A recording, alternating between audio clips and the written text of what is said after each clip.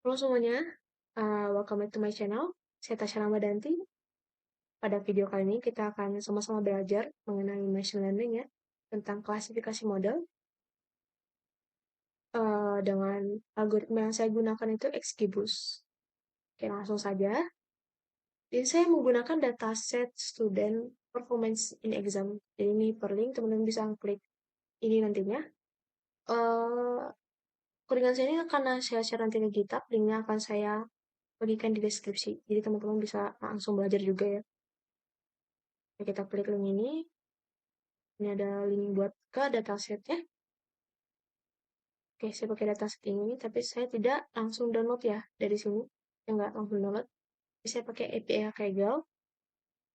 Jadi teman-teman bisa klik di pojok kanan atas bagian eh, teman-teman ya, akun teman-teman.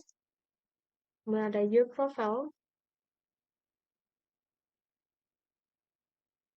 Pilih menu akun, scroll ke bawah, ada API ya.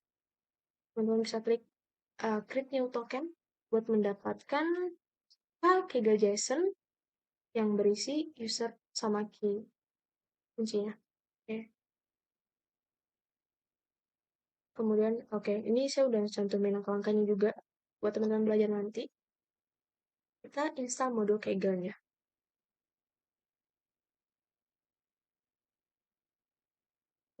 Oke. Oke, di sini saya juga menggunakan ChatGPT ya sebagai asisten uh, yang membantu saya. Untuk ini, saya minta berikan codingan untuk mengimport file kejelasan ke Google Colab. Ini sintaks yang diberikannya oleh ChatGPT. Kita running, kita pilih file. Oh, ini dia. Yang udah keunduh ya tadi. Kita kayaknya saya bilang ada username sama key-nya. Kemudian teman-teman bisa minta nih buat membuat directory Kaggle untuk memindahkan ke Kaggle Jackson. Ini kan udah kita upload ya ke lingkungan Google Colab. Kita pindahin nih ke directory Kaggle. Jadi ini sintaksnya. Ya, ya sudah. Nah di sini tuh ada namanya Kaggle Dataset List. Jadi ini ketika teman-teman merubah ini ya, di sini teman-teman bisa mengubah apapun yang apa ya, ibaratnya teman-teman ingin cari ya datasetnya. Cek di sini saya kan mencari students performance in exam ya. Nah, nanti akan tersedia semua datasetnya berhubungan dengan itu. Nah, ini kan.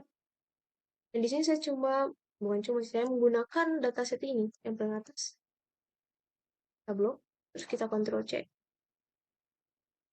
Nah, di sini itu kalau kita tadi download langsung kan hasilnya zip ya. Kita di sini karena hasilnya juga sama zip, kita unzip ya. Kita menggunakan sintaks unzip. Di sintaks mau download ya. Kita copy yang mau kita download tadi. Otomatis langsung ke unzip filenya. Kita coba. Oke, kita lihat. Nah, ini udah sama ya. Ini kebanyakan tadi saya lakukan. Ya udah. Nah, langkah-langkah tadi itu saya pelajari dari materi data science pertemuan 5. Ini juga teman bisa belajar bareng-bareng lah ya. Nah, di sini saya import library yang saya gunakan. Di sini ada Pandas untuk analisa data. Ini Matplotlib sama Seaborn untuk visualisasi. Ini buat pelatihan model kita, buat bagi dataset dari training sama testing. Ini buat klasifikasinya menggunakan XGBoost classifier buat ya. Terus ini buat evaluasi. Evaluasi menampilkan nilai akurasi, klasifikasi LIPO, dan dengan absolute error. EDA, eksplorasi data analysis. Nah, kenapa sih kita ngelakuin EDA ya? Jadi sebelum kita lakukan pemodelan, kita harus tahu dulu, kita telaah dulu data kita itu. Apa aja isinya. Ya, jadi kita bisa tahu nih, apa yang harus kita identifikasi. Ya, di sini saya memuat data. Ya, membaca data saya, dataset saya. Kemudian saya tampilkan 5 baris pertama datasetnya. Ini dia, muncul kan. Di sini kan kita bisa lihat nih, nama kolomnya tuh kurang bagus ya.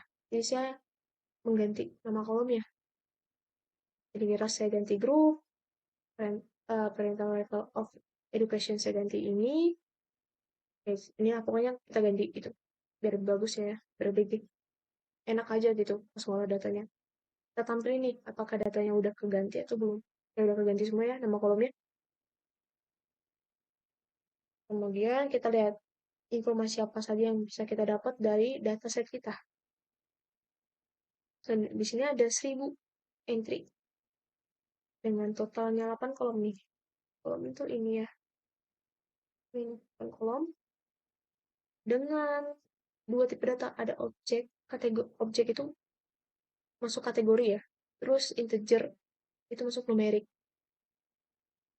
Kita lihat apakah data kita ada yang hilang ataupun kosong.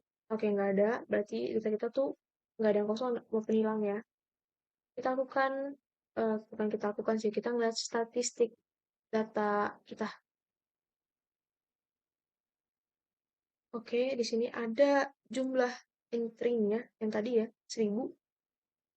Terus rata-ratanya ada standar deviasi, ada nilai minimum, kuartil 1, kuartil 2 atau median, ada kuartil 3 ya, itu nilai maksimum juga. Oke, kita lakukan data visualisasi. Ini biar kita tahu nih hubungan antar variabelnya. Ini saya berikan juga informasi ya. Kalau buat visualisasi variabel atau kategori, teman-teman bisa pakai pie chart, bar chart, dan lainnya. Untuk statistik atau lebih ke numerik, kita bisa pakai histogram, correlation, pivot, dan lainnya ini ya. Nah, tadi berdasarkan informasi umum, saya mengelompokkan lagi pakai tabel parameter ini, kategorikal dan numerikal ya. Isi datasetnya sama ya, dengan informasi umum tadi ya, yang kategori masuk kategori, yang numerik masuk numerik. Saya minta ChatGPT nih buat menampilkan visualisasi distribusi fitur numerik dari variabel parameter numerical features yang isinya ada math score, ada reading score, writing score. Itu letaknya 1 kali 3 kan. Kita coba running. Ini dia total letaknya dari ulangan 1,3 dengan gambar jendelanya, bukan gambar ukurannya ya, 15 kali 5. Oke, ini hasilnya udah. Dan begitupun dengan itu kategori. Kita minta 2 kali 3 tata letaknya. ChatGPT ini dia. Kalau ini kita visualisasikan dengan histogram, kalau ini dengan bar chart. Kemudian di sini kita lakukan training dan evaluasi. Kita menggunakan XGBoost Classifier ya.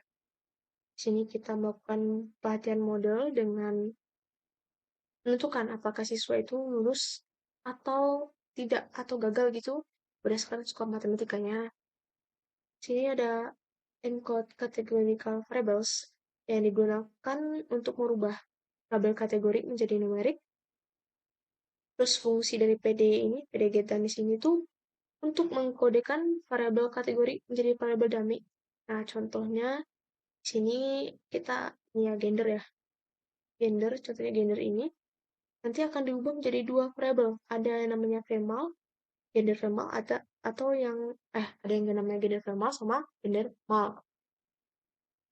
Nah, parameter parameter the first sama dengan true ini untuk memastikan bahwa uh, salah satu variabel dummy itu enggak multikolonialitas. Terus di sini kita juga menentukan variabel independen sama dependen. Nah, independennya X dengan kolom match scores. Terus kita ngapus ini dari ini buat ngapus dari data encode-nya ya. Kode buat ngapus dari data encode-nya. Jadi kalau yang Y ini variabel target ya.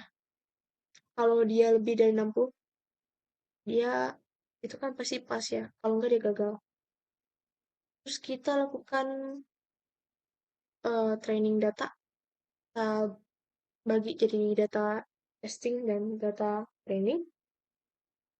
Coba. Oke. Kemudian kita inisialisasi SGBoost classifiernya dengan N estimatornya 500 dan kedalamannya itu 1. Ini sesuai dengan kebutuhan teman-teman aja, mau dibawa berapa. Akan tetapi kalau misalnya jumlah pohonnya ini tuh lebih kompleks, maka akurasinya tuh lebih bagus ya. Tapi waktunya juga meningkat. Terus waktu pas kita ngerunning, butuhin waktu ya. Untuk kedalamannya, jika makin tinggi, sebenarnya tuh makin bagus. Tapi kalau terlalu tinggi tuh bakal nyebabin namanya overfitting. Jadi jangan sampai aja. Oke. Kita training modul kita. Selanjutnya kita lakukan evaluasi. Kita lihat dari akurasinya sama klasifikasi reportnya. Sama mean absolute error juga sih.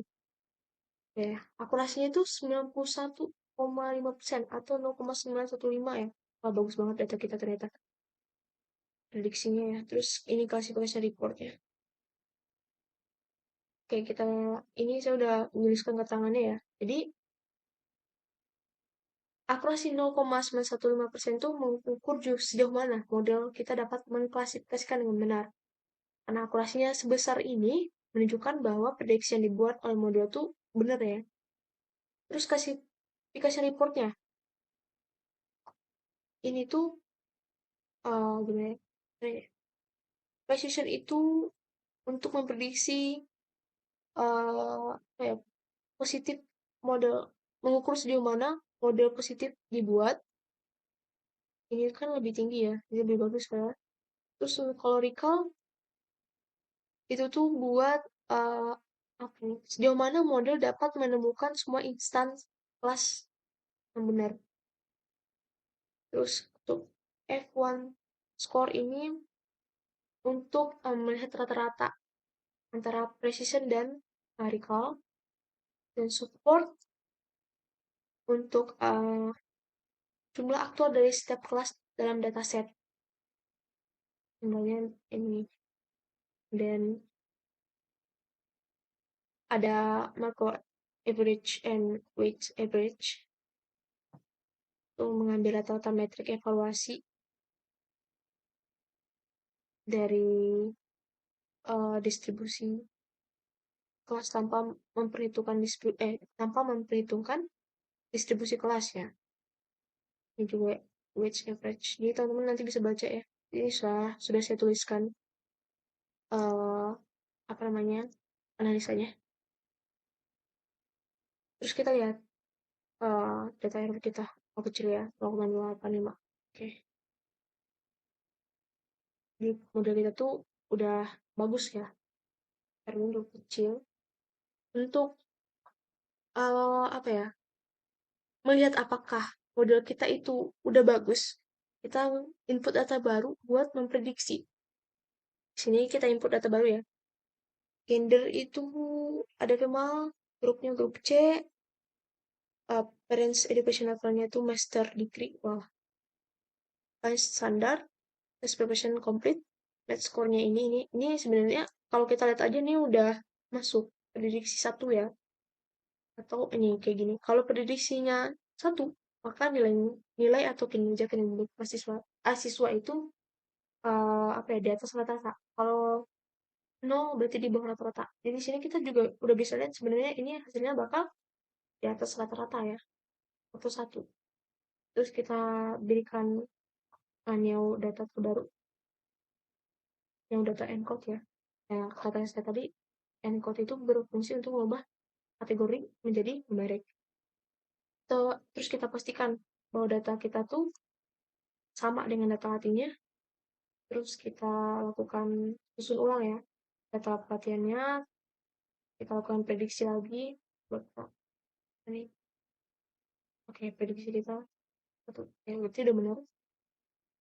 Jadi teman-teman sampai di sini penjelasan saya mengenai classification model, menggunakan algoritma XGBoost Classifier dengan dataset students performance in exam. Semoga ilmunya bermanfaat dan teman-teman melihat video ini juga mendapatkan apa ya yang bisa teman-teman eh, kembangkan lagi nantinya dari dataset ini. Terima kasih. Bisa teman-teman kalau suka dengan video ini mengklik tombol like ya. Sampai jumpa di video menarik selanjutnya.